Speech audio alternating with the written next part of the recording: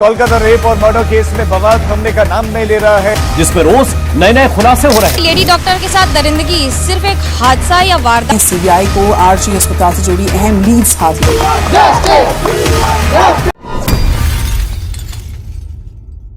जिस बात का शक था आखिर वही हुआ। अब तक लोग डॉक्टर बिटिया के साथ हुई दरिंदगी की वीडियो इंटरनेट पर ढूंढ रहे थे, पर किसी को वो वीडियो नहीं मिली।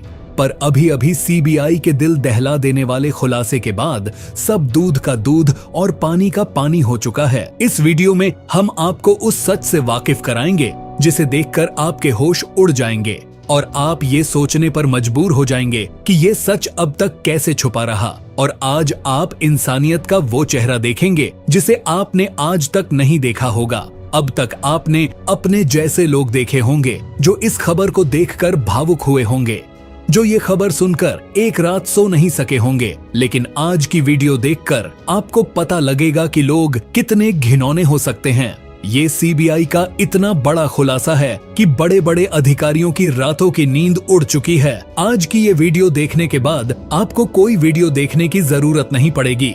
पर उससे पहले अगर आप भी चाहते हैं कि डॉक्टर बिटिया को न्याय मिले तो वीडियो को लाइक करके कमेंट बॉक्स में वी वॉन्ट जस्टिस जरूर लिखिए और चैनल को सब्सक्राइब भी कर लीजिए ताकि इस केस से जुड़ी एक एक अपडेट हम आप तक पहुंचाते रहें। कोलकाता रेप मर्डर केस में नया अपडेट सामने आया है। सीबीआई की रिमांड पर संदीप घोष से एक सच्चाई सामने निकल कर आई है।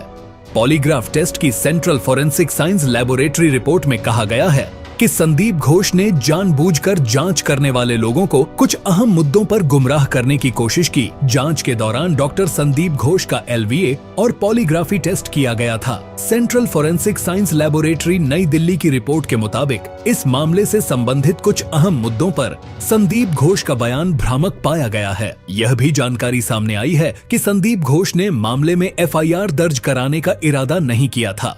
यहाँ तक कि सुबह 9:58 पर सूचना मिलने के बाद भी वह कॉलेज नहीं पहुँचे। संदीप घोष ने हत्या की शिकायत नहीं की। आखिरकार वाइस प्रिंसिपल ने शिकायत की और वह भी आत्महत्या की थ्योरी पेश की, जबकि पहली नजर में ही चोट के निशानों से असली तस्वीर समझ आ रही थी। आगे बढ़ने से पहले आपसे एक गुजारिश है कि आप ये वीडियो पूरा जरूर देखिए। ऐसा करने से ये वीडियो ज्यादा लोगों तक पहुंचेगी और ऐसा करके भी आप डॉक्टर बिटिया को न्याय दिलाने में अपना योगदान दे सकते हैं। तो जैसा कि आपने जाना कि संदीप घोष ने हत्या की शिकायत नहीं की, आखिरकार वाइस प्रिंसिपल ने शिकायत की और वह भी आत्महत्या की थ्योरी पेश की, जबकि पहली नजर में ही चोट के निशानों से असली तस्वीर समझ आ रही थी।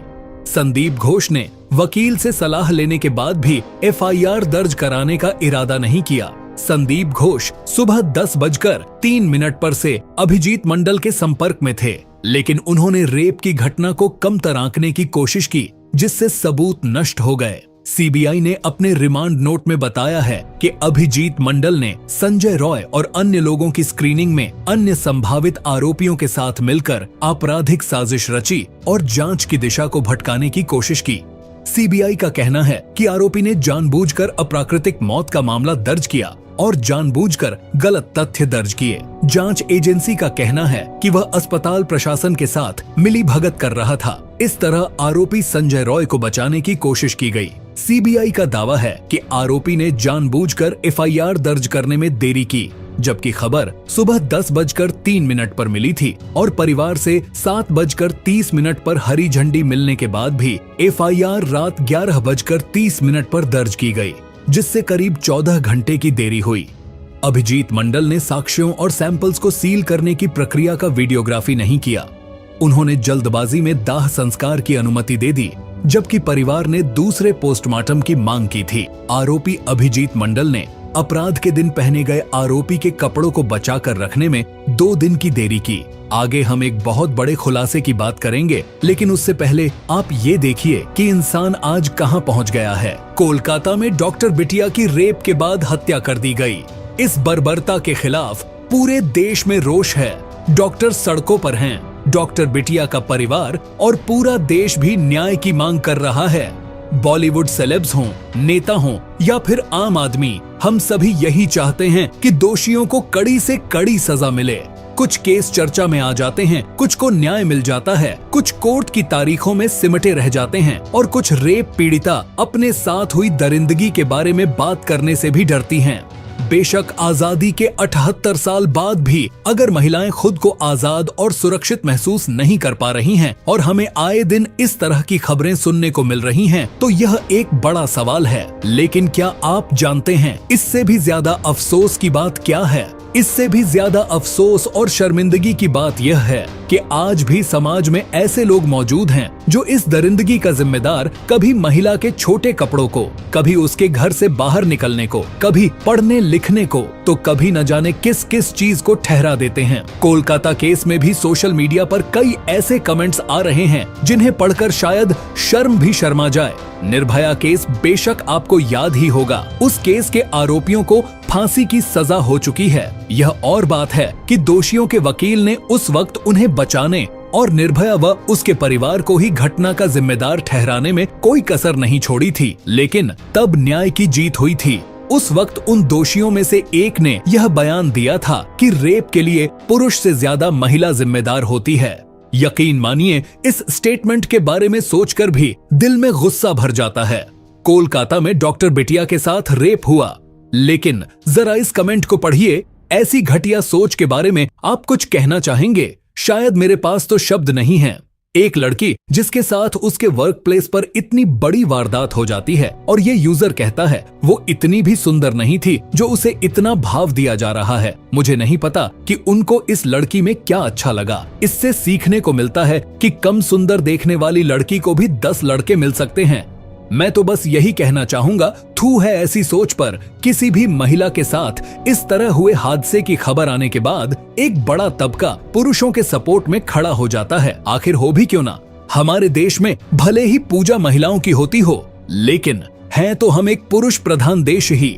यहाँ ही देखिए, इन महानुभाव का कहना है कि बलात्कार की भावना इस तरह के वीडियो देखने से मन में आती है। वैसे ऐसा पहली बार नहीं है। इससे पहले भी कई ऐसे स्टेटमेंट आ चुके हैं जिनका सीधा सा मतलब होता है कि महिलाओं को खुद को बचा कर रखने, संभाल कर रखने की जरूरत है, क्योंकि आदमियों से तो गलतियां हो ही जाती हैं। अनजान लोगों से बात करेगी तो ऐसा ही होगा। ये कहने वाले उस वक्त क्यों नजर नहीं आते जब परिवार से ही कोई इंसान लड़की के साथ ऐसा करता है। टाइट कपड़े पहने होंगे ऐसा कहने वाले लोगों से माफी चाहूंगा, लेकिन अखबार के पन्नों को पलटेंगे तो आपको 70 साल की महिला के साथ रेप की खबरें भी मिल जाएंगी। रेप के लिए लड़की ने ही उकसाया होगा।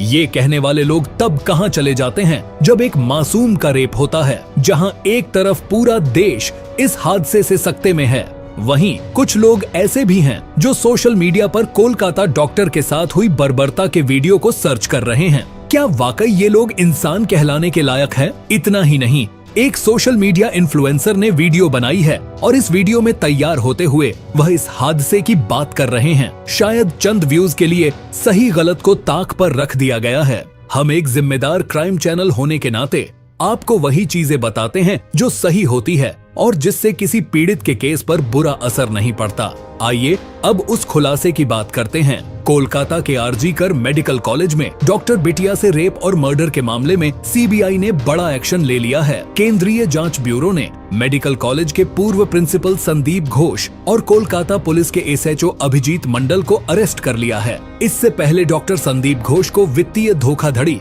और भ्रष्टाचार के मामले में गिरफ्तार किया गया था। अब सीबीआई ने कोलकाता रेप और मर्डर मामले में एफआईआर दर्ज करने में देरी और सबूत गायब करने के आरोप में डॉक्टर संदीप घोष को अरेस्ट किया है। घोष के साथ ही सीबीआई ने एसएचओ अभिजीत मंडल को भी गिरफ्तार किया है। अभिजीत मंडल ताला पुलिस स्टेशन में स्टेशन हाउस ऑफिसर यानी एसएचओ के पद पर तैनात हैं।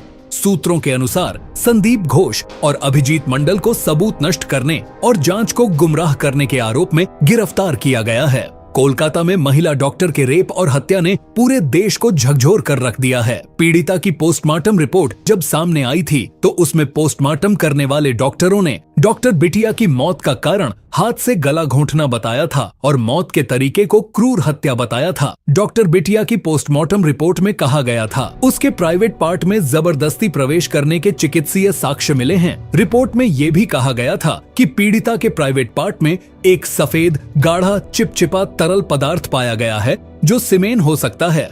डॉक्टर बिटिया के रक्त और अन्य शारीरिक तरल पदार्थों के नमूने आगे की जांच के लिए भेजे गए थे। पोस्टमार्टम रिपोर्ट में फेफड़ों में रक्तस्राव और शरीर में अन्य जगहों पर रक्त के थक्के जमने का भी खुलासा किया गया था।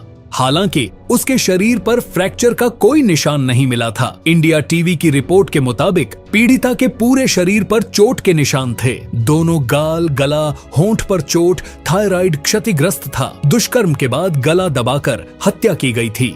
डॉक्टर बिटिया के प्राइवेट पार्ट से लगभग 150 mg व्हाइट लिक्विड के नमूने एकत्र किए गए थे। मैं आपसे जानना चाहता हूं कि आखिर ये घटनाएं समाज में क्यों होती हैं और कैसे खत्म होंगी। कमेंट में जरूर बता कर जाइए। पूरी वीडियो में बने रहने के लिए आपका बहुत बहुत धन्यवाद।